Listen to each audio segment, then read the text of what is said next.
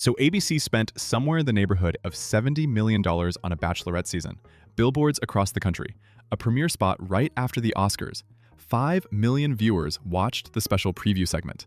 And then 3 days before the first episode aired, the whole thing got pulled. Not delayed, not rescheduled, pulled, gone. $70 million. Up in smoke, because apparently nobody at the entire Walt Disney Company thought to Google the lead's criminal record before handing her a bouquet of roses and a primetime slot. And that is only half of today's story. Because while Disney was watching tens of millions of dollars evaporate, a completely different reality star was racking up restraining orders, allegedly showing up at people's apartments at 1:30 in the morning, and somehow gaining followers through every single controversy. A woman I deliberately refused to cover on this channel for months. Not because I did not have the tea, the cup has been overflowing, but because I made a choice not to be another channel feeding the machine that rewards this behavior. So why am I finally talking about it? Because what is happening right now is not just drama. It is a pattern. And the financial receipts, the court documents, and the exposed casting decisions I am about to walk you through are going to fundamentally change how you look at every reality show on your screen. Before we dive into this absolute mess, smash that subscribe button if you love smart, messy drama breakdowns. Hit the like button and the new hype button because it genuinely helps us grow and reach more tea lovers like you. Trust me, you are going to want to be subscribed for what is coming in this series, because by the end of this video, you will never look at reality TV casting the same way again. So let me tell you exactly who I have been keeping off this channel. The person I made the conscious choice not to cover is Huda Mustafa. And I want to be transparent about my reasoning, because it actually illustrates the entire problem we are dissecting today. See, I was not avoiding her because I lacked opinions. Please, I had a whole Google Doc of thoughts. I was refusing to be another content creator who amplifies toxic behavior for engagement, because that cycle, that is the disease, and I was not about to be a symptom. But the conversation has outgrown one person's mess. So here we are. Huda came out of Love Island USA Season 7 as arguably the most polarizing contestant the show has ever produced. And I use the word polarizing with surgical precision because she did not just divide the audience. She fractured it into two camps that are seemingly allergic to nuance. On one side, people genuinely believed she was getting a bad edit and deserved grace. On the other side, folks were armchair diagnosing her with personality disorders on TikTok with the confidence of someone who has never cracked open the DSM in their life. And somewhere in the middle was the truth nobody wanted to hear. She displayed concerning behavior, and the internet's response to it was disproportionate. Both things can be true, but try saying that to either camp and watch your mentions turn into a war zone. Now here is what makes Huda's situation so interesting from a media analysis perspective. During her time in the villa, she earned the nickname Hurricane Huda from her own castmates, not from viewers, from the people living with her. Her relationship with Jeremiah Brown was volatile, in a way that had viewers simultaneously cringing and reaching for the popcorn. She was saved from elimination twice when the other Islanders could have easily sent her home. And you know what? That is exactly the kind of contestant these shows are designed to keep around, because chaos equals content. Write that on a sticky note, put it on your mirror, it becomes very important later. But the show ended, and typically that is where the story fizzles for most reality contestants. A few sponsored posts, maybe a podcast appearance where they say, "My truth" 14 times, then back to regular life. Not Huda though. What happened after Love Island is where this gets troubling, on a level I was not prepared for, and where the entertainment industry's obsession with toxicity as a business model starts showing its whole hand. I want to know, did you watch Love Island Season 7? What was your read on Huda? Drop it in the comments because I promise your perspective is about to get significantly more complicated. After the villa, Huda started dating Louis Russell, a reality TV veteran who had appeared on Too Hot to Handle and Perfect Match. So already, two people whose entire public identities are built on dating show drama. You could have set a calendar reminder for when this would implode, and it would have been early, October 2025, right on schedule. Huda and Louis were doing an Instagram live, taking calls from fans, when someone dialed in and directed a racial slur at Huda's former castmate, Olandria Carfen. Hello?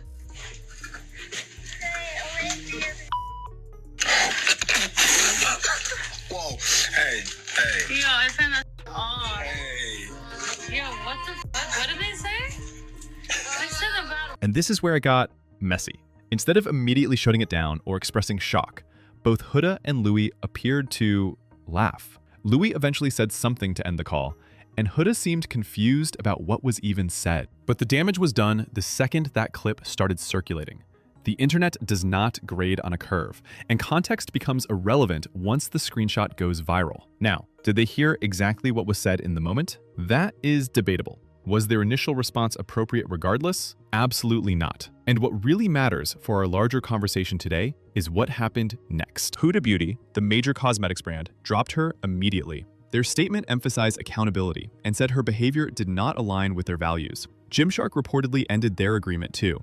The consequences were swift, financial, and public. Alandria Carthen addressed the pain of having a slur directed at her by someone who was supposed to be a peer. The industry responded exactly the way you would hope. And then something happened that is critical to understanding the problem we are dissecting in this video. Huda issued 2 apologies. The first was widely criticized for being dismissive.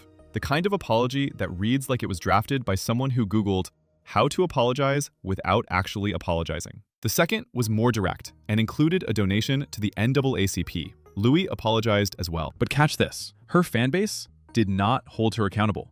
They weaponized their loyalty. Huda's supporters went after Alandria and other castmates who spoke out. They flooded comment sections with harassment. They created a dynamic where criticizing Huda became socially expensive within the Love Island community. The cost of having the correct take was higher than the cost of having the wrong one. And that tells you everything about how these fan ecosystems operate. By February 2026, Huda was at a fashion show in New York, thanking her fans for riding with her through the controversy, not reflecting on harm caused, not demonstrating growth, performing gratitude for loyalty through the mess. That was Tuesday. By Thursday of the following week, the entire situation looked completely different. Because the racial slur incident, that was apparently just the appetizer. And the main course involves allegations I had to read 3 times before I believed what I was looking at. I need you to pay very close attention here, because what I am about to walk through involves allegations about threatening behavior directed at a child. And regardless of which side of this you land on, the facts as presented in court documents are deeply alarming. In March 2026, Nicole Olivera, the mother of Louis Russell's 1-year-old son Luca, filed for a restraining order against Huda Mustafa. And the allegations in that filing are not your typical reality TV beef. This is not someone subtweeting about bad vibes at a reunion taping. According to court documents obtained by multiple outlets, Nicole alleged that Huda had been sending alarming messages for hours on February 21st. Messages that allegedly included threats of self-harm, saying she would not be here tomorrow, and swearing on her own daughter's life. And it does not stop there. Nicole alleged that Huda then took an Uber to Nicole's apartment in Los Angeles at 1:30 in the morning, where Nicole was home alone with her young son. According to the filing, Huda allegedly forced her way into the building and threatened to knock down doors. LAPD confirmed that a call did come in on February 21st, reporting a suspect making threats and referencing self-harm. The suspect was identified as Huda. Now, I cannot stress this enough. These are allegations. Huda has denied them. Sources close to Huda told outlets that she has never been in contact with Nicole and never threatened anyone's child. Huda posted on her Instagram story that the claims are not true and that she is letting her legal team handle it. But a judge reviewed Nicole's petition and granted a temporary restraining order. Huda is legally required to stay 100 yards away from Nicole, her son, and their home until the April 3rd court date. Judges do not rubber stamp those. There has to be a basis for concern. And then someone else entered the conversation.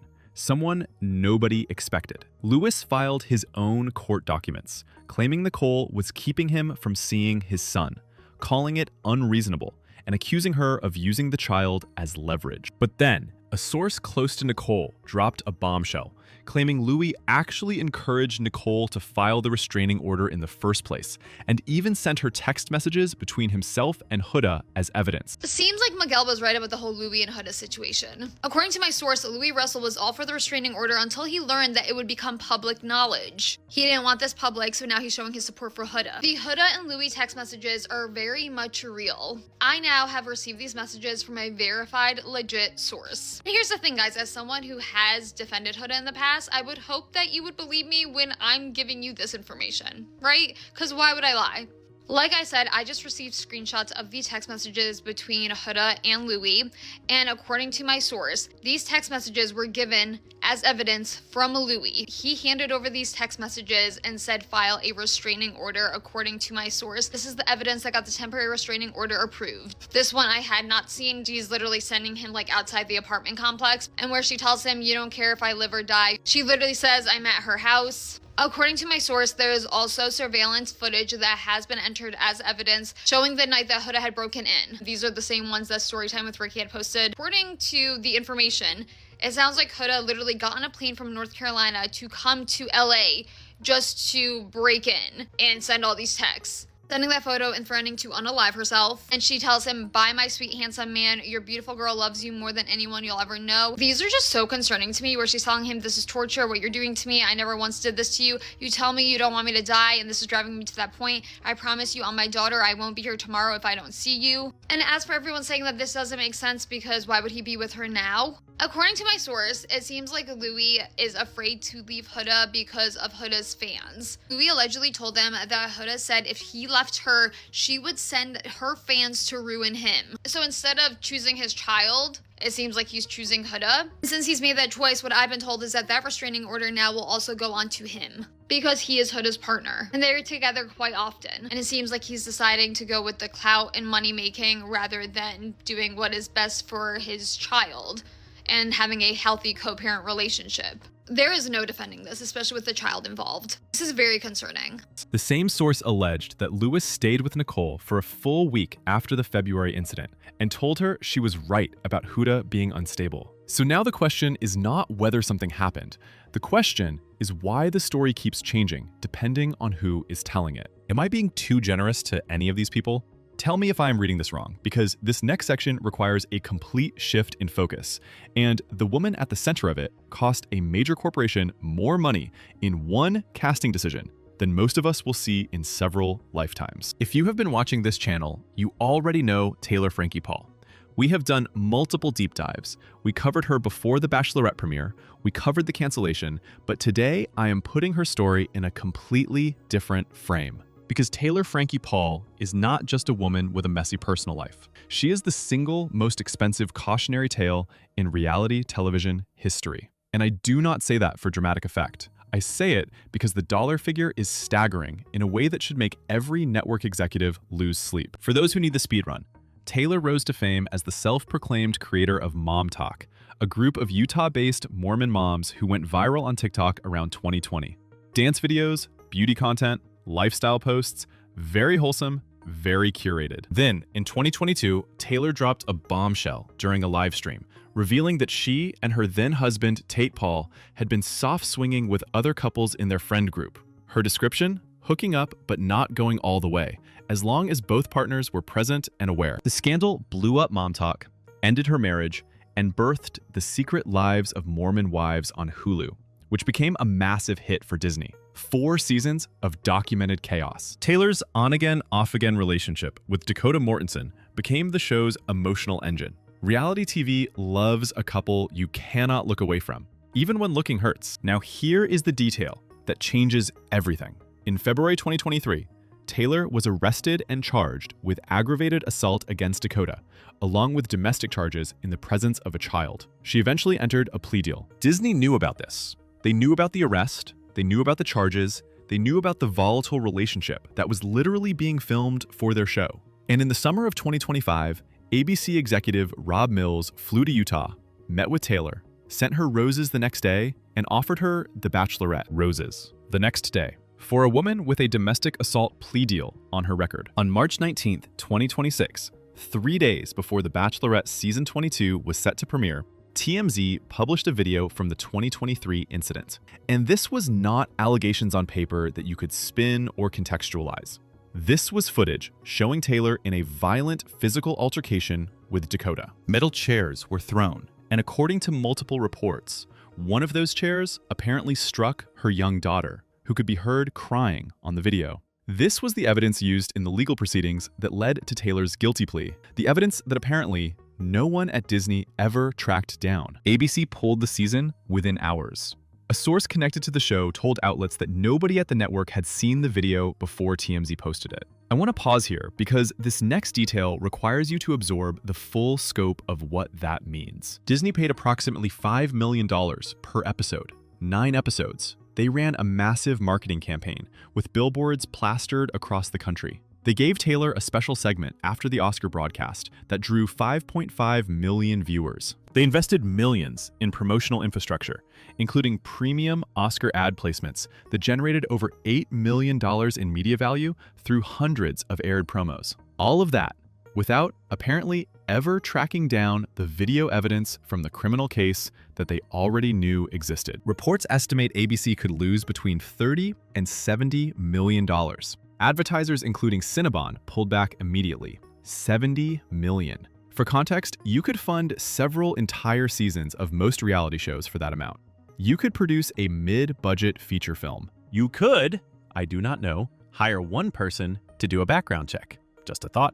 The dominoes kept falling. Production on season 5 of Secret Lives of Mormon Wives was immediately halted. The show's future is now described as very much up in the air. Taylor temporarily lost custody of her son Ever, whose second birthday fell on the same day the video was released. The case has now been sent to the Salt Lake County District Attorney for evaluation. And because Taylor is still on probation from the original plea deal, the legal consequences could be severe. And the most disturbing detail in all of this, there is allegedly a second video from a 2024 incident that authorities are now reviewing. And a third incident from February 2026 is under active investigation, where Taylor allegedly attacked Dakota again after an argument about his hookup with her own castmate. Every layer that peels back reveals something uglier underneath. If you are sitting there with your jaw on the floor, same, because we are not even close to the real point of this video.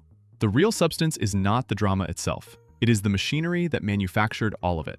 And once you see how that machine operates, you cannot unsee it. Okay, so I want to take a step back here because this next part requires a framework that recontextualizes everything I have told you so far. When you put Huda Mustafa and Taylor Frankie Paul side by side, you are not just looking at two messy reality stars.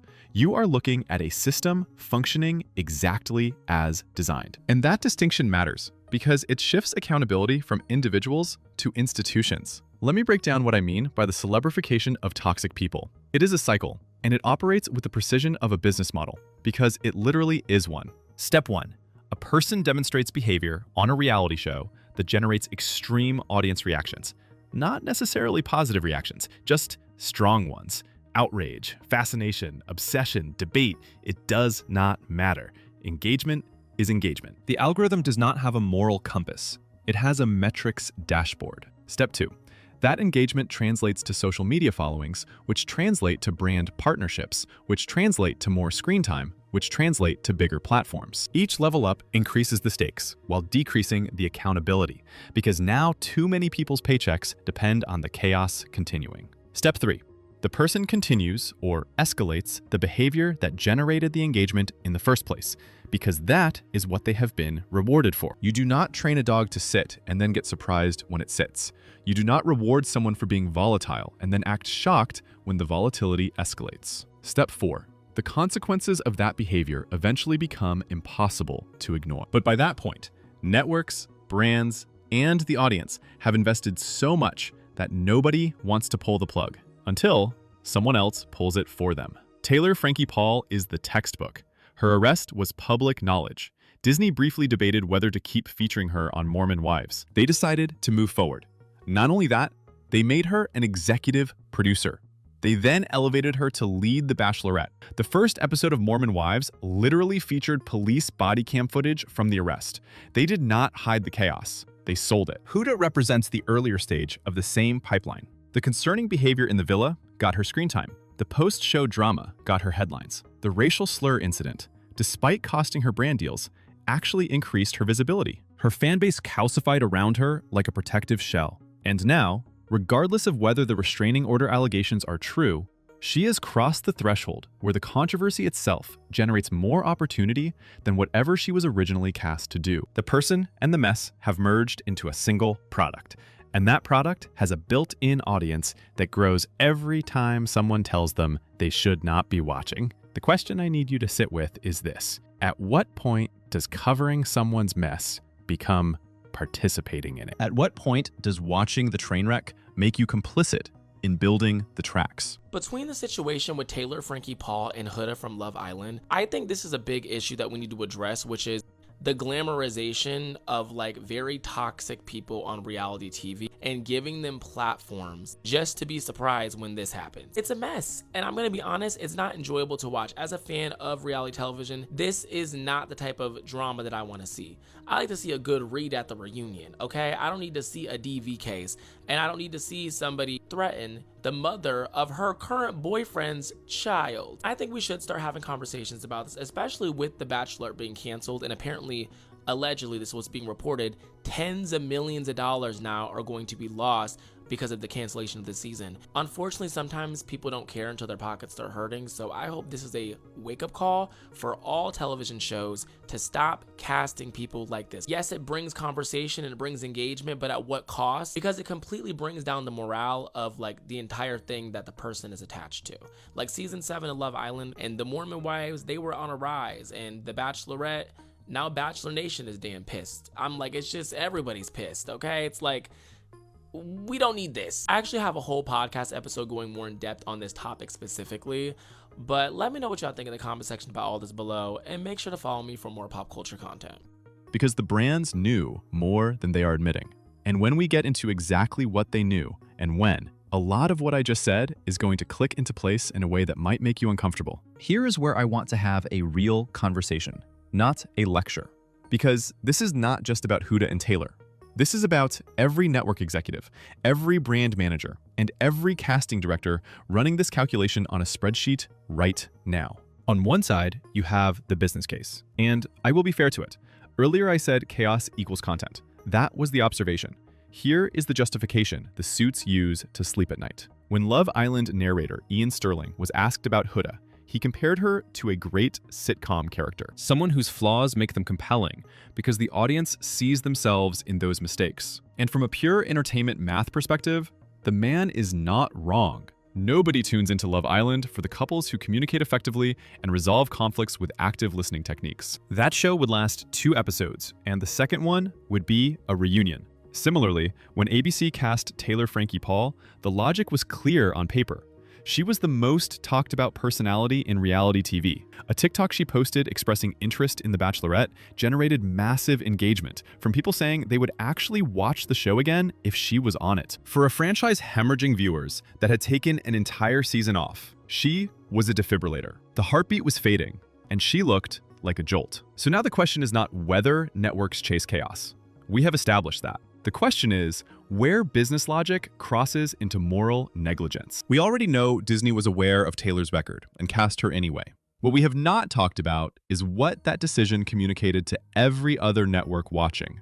It sent a message that a domestic assault plea is a speed bump, not a stop sign, that the conversation around a controversial figure is the marketing campaign. And when it all collapsed, the cost was not just financial, it was cultural, because now every young creator in the reality pipeline saw that the fastest route to a primetime slot runs directly through the most chaotic version of yourself. And we can see that not everyone has learned their lesson. This show announcement is a reminder that even people with the most access and resources make bad investments. This is one. Alice Cooper announced her new YouTube reality competition show, The Unwell Winter Game, and it's featuring polarizing reality TV and influencer figures. Of course, Dakota and Demi are going to be on the front page of the article, but this is the full cast, and yes, there are 2 faces that we all hate to see. Huda and Louis are involved. Now, there's no surprise, Huda was a guest on Call Her Daddy after she got off of Love Island. Those did record views for her. This is the best that they have going for themselves, especially after the live incident. This association with the Unwell Network pretty much is going to give them some relevancy, especially after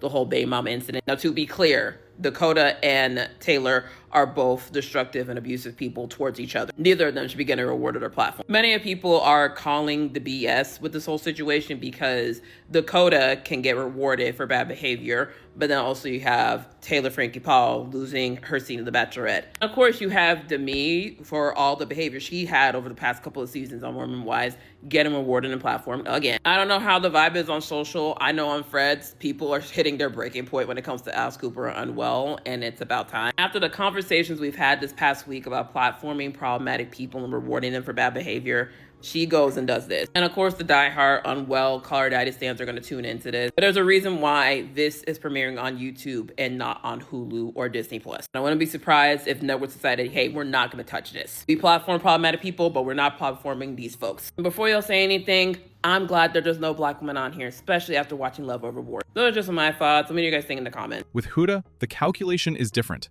but the blueprint is identical. Peacock and the Love Island franchise benefited enormously from her volatility during Season 7. The show's ratings correlated directly to Hurricane Huda storylines. When the racial slur incident happened after the show, the conversation was about Huda losing deals, not about whether the show that built her platform had any responsibility for what she did with it. Accountability has a way of evaporating the further up the chain you look. And this is where the whole thing falls apart as a neat narrative, because the fans are part of this equation too. We talked about how Huda's fanbase went to war for her after the racial slur incident, but here is what I did not say then. That loyalty did not just protect Huda. It trapped her supporters in a position where they had to keep defending escalating behavior to justify everything they had already defended. I think Huda should file a restraining order on the girl that's defending her. I think that if Huda sees that girl that's defending her and feels anything but scared, she's crazier than I thought she was. Because it's all fun and games to have someone on your side that much who doesn't know you, and it doesn't matter. It's all fun and games until that person, like, you do something that makes them mad or they feel like you turned on them. And I've done all this for you. I defended you. I stood by you, and this is how it'll be some random. Huda, you will wear the color purple. And that girl will be like, I hate the color purple.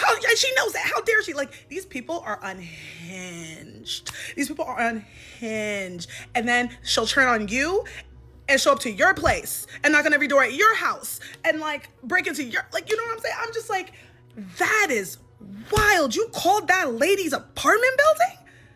That lady needs to get a restraining order on you too. She needs to file something on you, and Huda needs to file something on you. The internet people, you internet people are insane. I can't, you understand, like, my head is about to explode. I can't believe it. Each new controversy raised the cost of admitting they might have been wrong. Taylor's fans operated the same way. They tuned in every week specifically for the volatility, and each week made them more invested in a narrative that was heading somewhere none of them signed up for. We say we want accountability, but our viewing habits say we want entertainment. And when those two things conflict, entertainment wins every single time. Until it does not. Until the video surfaces. Until the restraining order gets filed. Until someone gets hurt. Then suddenly, everybody wants to talk about accountability. I need to hear your honest take on this one. Who is actually holding the pen here? The networks or us? Because I keep going back and forth and I have not landed anywhere solid. And this is the part of the conversation that gets the least airtime, but carries the most weight. Because when we debate whether toxic people deserve platforms and whether their drama is good for ratings, we tend to forget about the people who never asked to be part of any of this. We have already talked about the children at the center of both situations. Nicole's son, whose name is now in public court filings. Taylor's daughter, whose cries were heard on footage viewed millions of times. A 2-year-old whose birthday was overshadowed by a scandal he will one day be old enough to Google. I am not going to re-describe what we have already sat with, but I need you to hold those images in your mind while I show you how much wider the blast radius actually extends. Think about the 25 men who signed up for The Bachelorette. They left their jobs. They paused their lives. They filmed an entire season believing it would air. Reports suggest some of them are now exploring legal options against the production.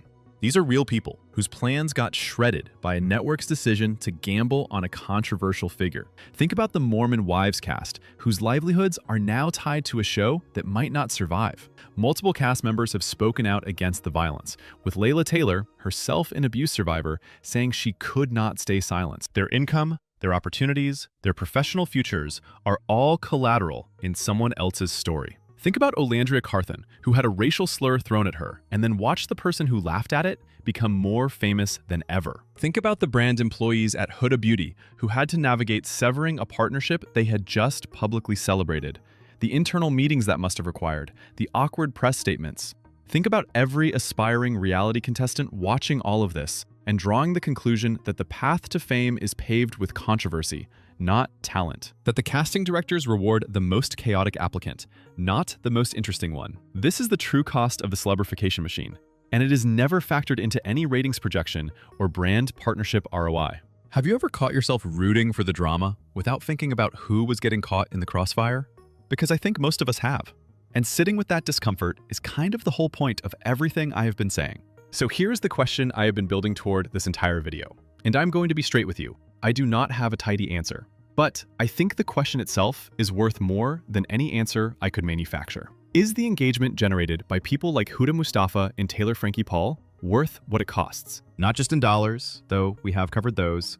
Not just in legal consequences, though those are mounting. I mean the cost that never shows up on a balance sheet. The cost to the people in the blast radius, who never signed a contract, never agreed to be filmed, never asked for their custody battles to become Reddit threads. Because here's the part that should keep us all up at night. The business side of this equation already corrected itself. Disney's $70 million lesson will make every network think twice for exactly one budget cycle before the next polarizing personality proves too profitable to pass up. The financial risk is now documented.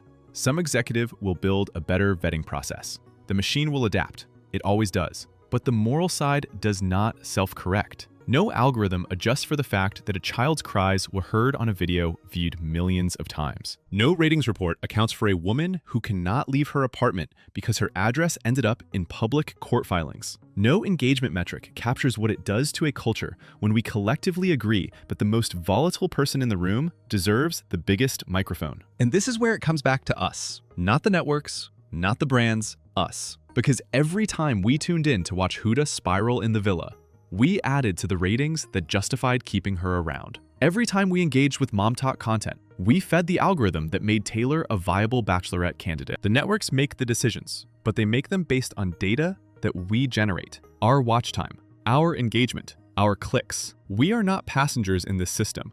We are the fuel. The industry will not change voluntarily. History has made that clear. So the only variable left in this equation is us. Does knowing all of this change anything about how you press play tomorrow?